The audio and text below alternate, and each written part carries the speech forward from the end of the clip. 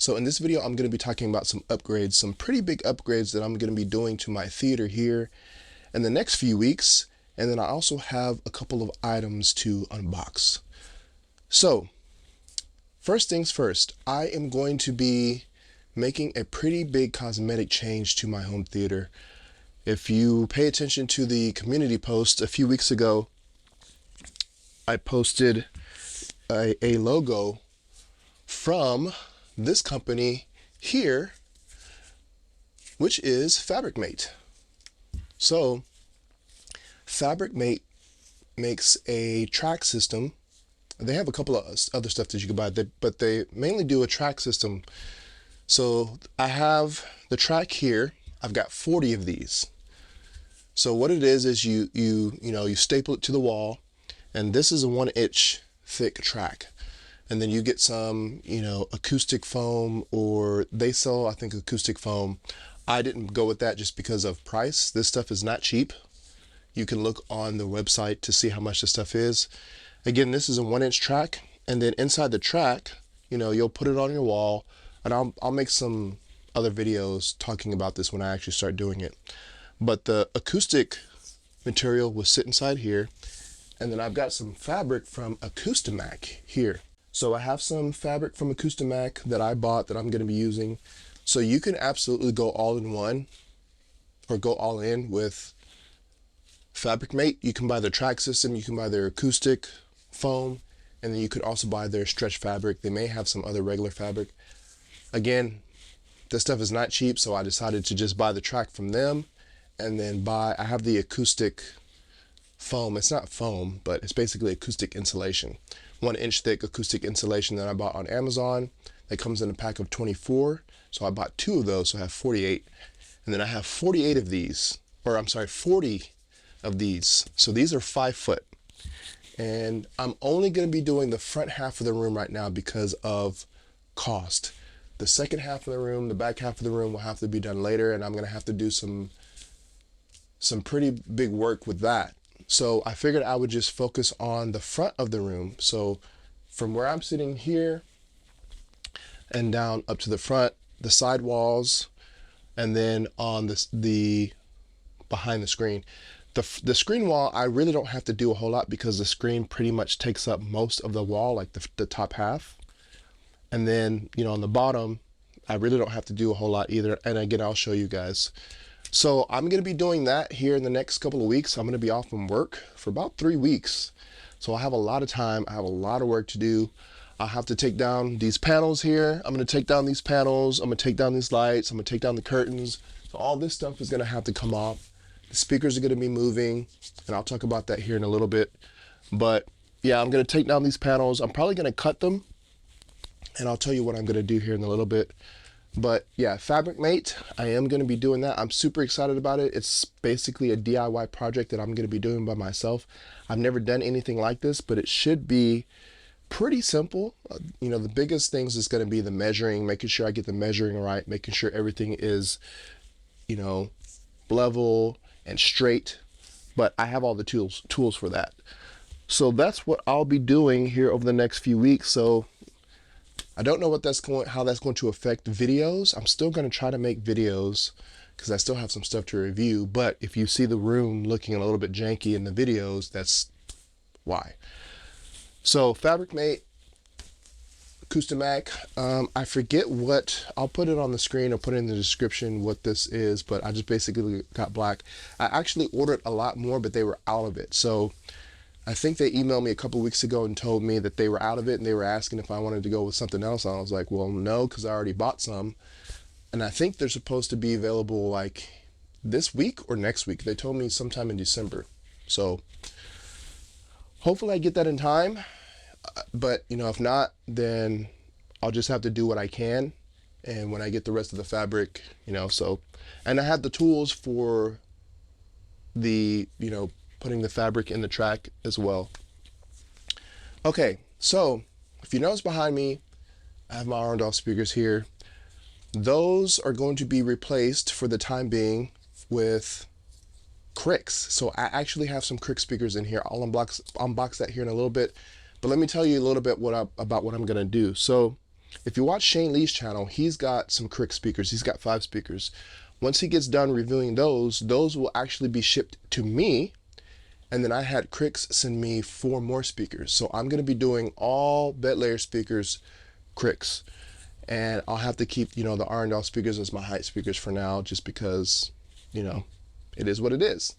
But I will be having all bed layer speakers are going to be KRIX. And I'm actually going to be going from 7 to 9 because the Trinnov, I have the Altitude 16 and the Amplitude 16. However, if you guys are familiar with Trinnov, they made it available to you to be able to upgrade to 4 additional channels. But you'll need a DAC, and that's what this is. So I'm going to get this unboxed. So I wanted to take an opportunity to do basically 2 sets of surrounds, because I don't know if you can see it maybe in this camera, but I have 2 rows. And originally when I designed this theater, it was basically 1 row.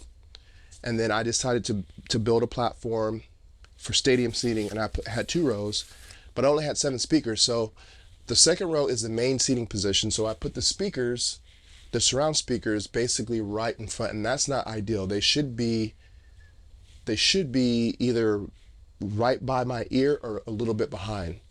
But the problem is that the front row, there's a huge gap between the LCR and the surrounds. So it's okay for the second row because it's the main row and they're still close by. But what I want to do is I want to have a set of surrounds for each row. So I'm going to have a set of surrounds right parallel to the front row. And then the surround speakers, the second set of surround speakers, are actually going to be going over here. And obviously this eventually is going to change because, once I do the second half of the room with the Fabricmate stuff, that's going to look very different. But in order to utilize the 4 additional channels, and really I'm only going to do 2. I don't really have room for 4 more channels, so I'm just going to do 2 right now. But in order to be able to utilize those additional channels on the Trinnov, you need a DAC. So during Black Friday, I bought a DAC. Unfortunately, this was not on sale. I don't know why this wasn't on sale, but I wanted to get something decent. So I have here the Cambridge Audio DAC Magic 200. So you get your quick start manual, safety instructions, and then a registration card. And then inside you get your power cord, and then you have a few different connection types depending on where you live. So I live in the US, so I'll be using the US version. So you have that. And then you have the DAC. This thing is actually pretty light.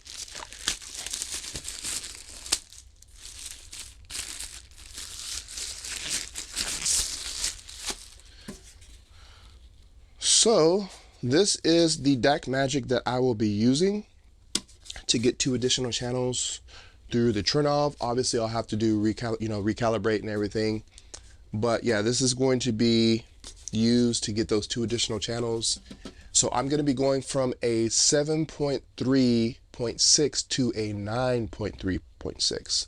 So again, I'll have 2 sets of surrounds, but what I might do, since it's mainly just me like 99% of the times, I might use the front row surrounds as wides, make a separate preset and use those as wides when it's just me. And the Trinnov is supposed to be getting an update to where where Dolby Surround will upmix to the wides. Right now, Dolby Surround does not upmix to the wides. DTS-X does, but Dolby does not. So this is the DAC Magic. I'm not going to go into like the specs or anything like that. Just wanted to show you guys what I'm going to be using. If you guys want to check it out, you can go online and, look at that. So I'll probably be hooking that up this weekend, at least just getting it hooked up to the Trinnov. Now let's take a look at some KRIX speakers. Okay, so this is the box for the KRIX speakers. So I actually have 2 of these, so it should be 4 speakers in each. Or I'm sorry, 2 speakers in each box, but I should have 4. Okay, so we get our warranty card, and then you get some KRIX, looks like some KRIX stickers. So these are the Hyperphonics 45, I believe. So it also comes with a bracket, and it shows you like the range that you can move it in.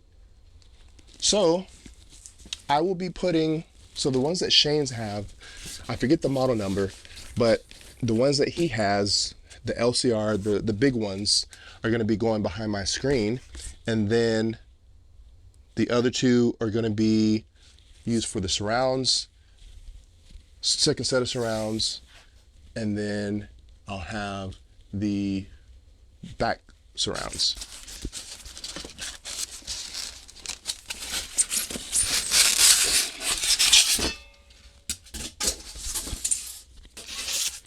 Okay, so here we have the mounts that you can angle. So these are pretty beefy. These are metal, they're not plastic. And you can see you've got the mounting brackets. It's going to mount on the speaker, and I believe it's going to mount like somewhat like that. So you have 2 of those. Okay, so let's get this plastic off. Okay, and so we have our speaker here. So these are the Hyperphonics 45.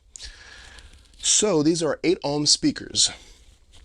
And on the front you have your grill. Let's see if we could take that off.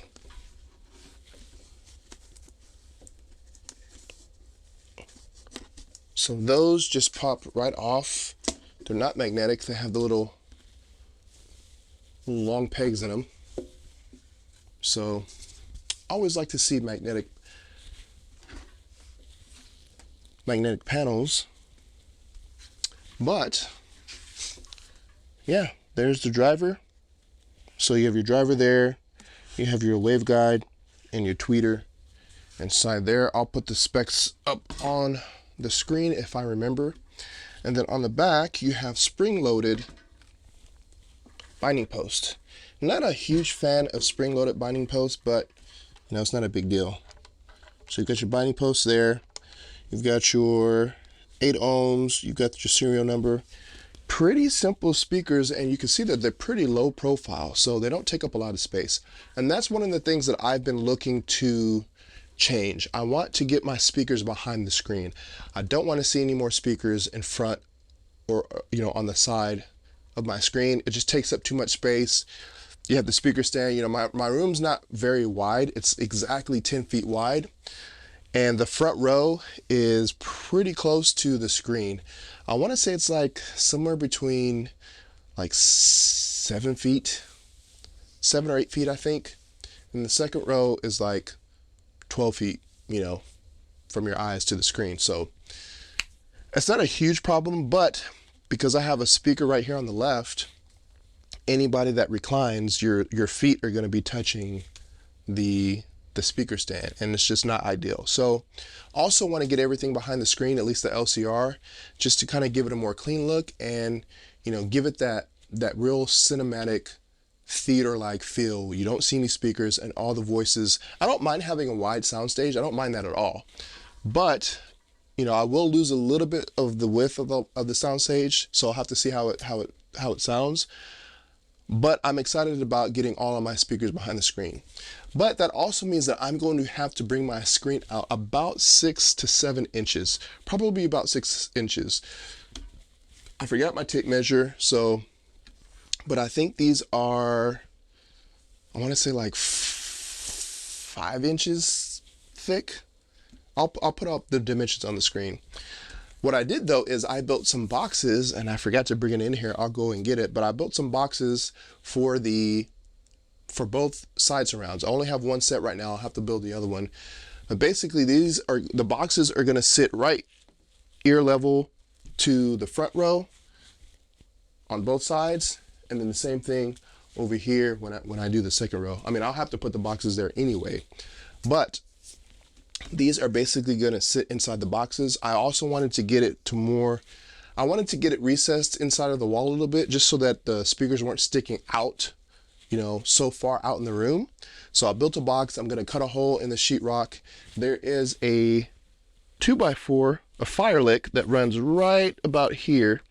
So basically I'm gonna get the box and I'm going to cut it out, and then I'm going to nail the box to that Firelick, and should be pretty sturdy. And then this will sit inside. It might stick out just a little bit, but you know, you got to do what you got to do. So I have Hyperphonics 45s. I have 4 of these, and then the speakers that Shane has, he did an unboxing on his channel. Those will be shipped to me once he finishes reviewing them, and then I will be installing all of those speakers to review for the time being, maybe for a while, maybe. See how I like them. So let me go get the box so I can show you guys. So this is the speaker box that I built. So I have 2 of these right now. I need to build 2 more. But basically, this is going to be mounted to the Firelick, and it's just going to sit basically like it is here on the Firelick. I'm going to nail it or screw it into the Firelick, and this is going to stick out a little bit from the wall, which is fine. I wanted to get it recessed though inside of the wall, so there should be maybe 4 or so inches back behind the wall that I'll have to mount to. And then the speakers, at least the surround speakers, will sit inside of there,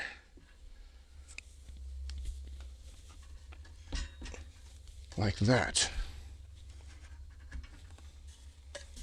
Pretty much like that. So they should sit pretty much flush. Actually, I still have a few inches, which is good. And then what I plan on doing is I plan on building another, or cutting out a piece of wood and then cutting out a hole for that, and then I'll put some acoustic material over that to cover that. So yeah, that is the plan. Yeah, so that is the plan so far. Some big changes coming. I'm really excited, you know, doing a little DIY project. I got a lot of work to do, so I'm gonna try to get as much done starting this weekend, hopefully. I'm going out of town next weekend, so I'll be out of pocket for about 5 days. But yeah, those are the changes that are coming to the theater. So probably the biggest challenge is going to be installing the Fabricmate, because I've never done it before, so it's going to be a little bit of a trial and error, but I'm excited about it. Shouldn't be too hard. I'm pretty savvy, tech savvy. I know this isn't really tech, but I like to kind of figure things out for myself. I have done some, you know, some pretty big projects. I mean, I basically built this entire theater by myself. So it's been an ongoing project that obviously you guys know is never ending. And I'm excited for the next stage of this. I'm looking forward to having just a clean look up front. Right now it looks pretty janky. This was never permanent. This was temporary.